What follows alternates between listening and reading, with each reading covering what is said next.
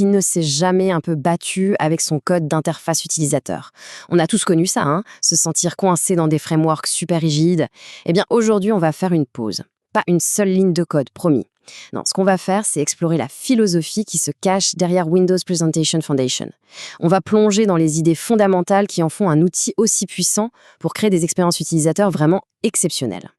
Et cette citation, elle tombe à pic. Elle résume parfaitement notre objectif.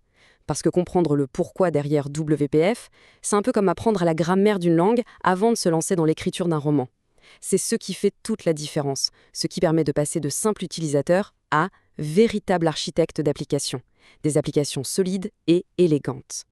Alors, par où on commence? Le mieux, c'est d'imaginer un plat de spaghettis. Voilà. C'est exactement à ça que ressemblait le code des interfaces utilisateurs à l'ancienne. L'apparence, la logique, les données, tout était complètement emmêlé. Un vrai cauchemar à maintenir et, je ne vous en parle même pas, à faire évoluer. Et c'est là justement que WPF a tout changé. Fini le plat de spaghettis. L'idée maîtresse, la voilà. Séparer très clairement les responsabilités. D'un côté, on a le look, l'apparence de l'application. Et de l'autre, on a sa logique, son comportement. Un bouton, par exemple, ce n'est plus juste un rectangle gris codé en dur. Non, c'est une sorte de coquille vide qu'on peut habiller et personnaliser comme on veut. Et ça, c'est le principe de responsabilité unique. C'est vraiment l'un des piliers de WPF. Chaque chose a sa place. La logique métier, elle, n'a absolument rien à faire dans l'interface. Point final. C'est une discipline, c'est vrai, mais c'est cette discipline qui nous évite des tonnes de maux de tête plus tard. D'accord, mais alors, une fois qu'on a bien séparé ces deux mondes, l'interface et la logique, comment on fait pour qu'ils communiquent? C'est une bonne question. Et c'est là qu'intervient le deuxième grand pilier de la philosophie WPF, le data binding ou la liaison de données. Le data binding, c'est vraiment le système nerveux de l'application. Il crée un lien vivant, en temps réel, entre les données et ce qu'on voit à l'écran. Du coup, plus besoin d'écrire tout un tas de codes fastidieux pour synchroniser les deux à la main.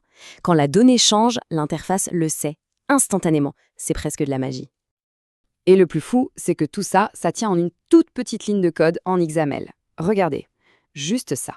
Fini le code à rallonge pour aller mettre à jour manuellement un champ de texte. C'est simple, c'est propre et c'est terriblement efficace. Mais alors, comment ça marche toute cette magie? En fait, c'est assez simple. Il suffit que nos objets de données crient quand quelque chose change en eux. C'est le rôle d'une petite interface qui s'appelle eNotify Property Changed. En gros, l'objet lève la main et dit « Hey, mon prénom a changé !» Et paf, le système de liaison s'occupe tout seul de mettre à jour l'interface. Ok, maintenant que nos données sont bien connectées à notre interface, c'est là qu'on va pouvoir vraiment s'amuser. On va voir comment WFP nous donne un contrôle total sur l'apparence de nos applications. Et c'est là que ça devient très intéressant. Il faut oublier les listes de texte toutes simples et ennuyeuses. Avec les data templates, on peut créer des interfaces super riches, complètement sur mesure pour chacun de nos objets. C'est un peu comme si on donnait un costume de super-héros à chacune de nos données. Regardez-moi ça. À gauche, on a une liste un peu insipide qui affiche juste le nom technique de l'objet. Bon. Et à droite, la même liste, mais transformée en une interface élégante, personnalisée, avec des infos claires et bien présentées.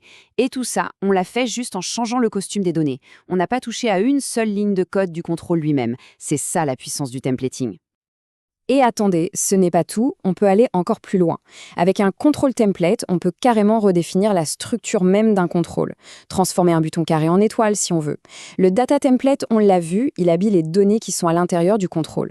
Et l'items panel, lui, il va décider de la mise en page. Est-ce que les éléments s'alignent bien, sagement, ou est-ce qu'ils se placent en cercle? Les possibilités sont vraiment infinies. Bon, on a vu les briques de base, la séparation, la liaison de données, la personnalisation. C'est bien. Maintenant, la grande question, comment on assemble tout ça pour construire une application qui soit solide et surtout facile à maintenir? C'est le défi qu'on va relever maintenant. Eh bien, la réponse, elle a un nom. C'est le patron d'architecture MVVM, pour Model, View, View Model. On peut voir ça comme le chef d'orchestre de notre application. C'est lui qui va mettre en musique tous les principes qu'on vient de voir pour créer une harmonie parfaite. Pour faire simple, c'est ça. Le modèle, ce sont les données brutes, le scénario. La vue, c'est l'interface, la scène, purement visuelle. Et entre les deux, il y a le vieux modèle qui est le metteur en scène. C'est le pont. C'est lui qui prépare les données pour la vue et qui gère les interactions de l'utilisateur. Et surtout, son rôle, c'est de garantir que la vue et le modèle ne se parlent jamais directement. Allez, imaginons qu'on remplit un formulaire. On tape un nom dans un champ de texte. Ça, c'est la vue. Cette simple action va déclencher une commande dans le View Model, qui, lui, va mettre à jour le modèle. Et hop, grâce à la liaison de données, si un autre champ quelque part sur l'écran doit afficher ce nom, il se met à jour tout seul, automatiquement. C'est simple, c'est fluide et c'est incroyablement facile à tester. Donc en résumé, WPF, ce n'est pas juste une boîte à outils avec une collection de boutons, c'est une vraie philosophie, c'est une manière de penser la conception d'applications. Et c'est cette façon de penser qui permet de créer des expériences utilisateurs vraiment remarquables, qui sont à la fois robustes et surtout faciles à maintenir sur le long terme. Alors, la prochaine fois qu'on se lance dans la conception d'une application, il faut se poser cette question. Et si on pouvait changer complètement son apparence sans toucher à une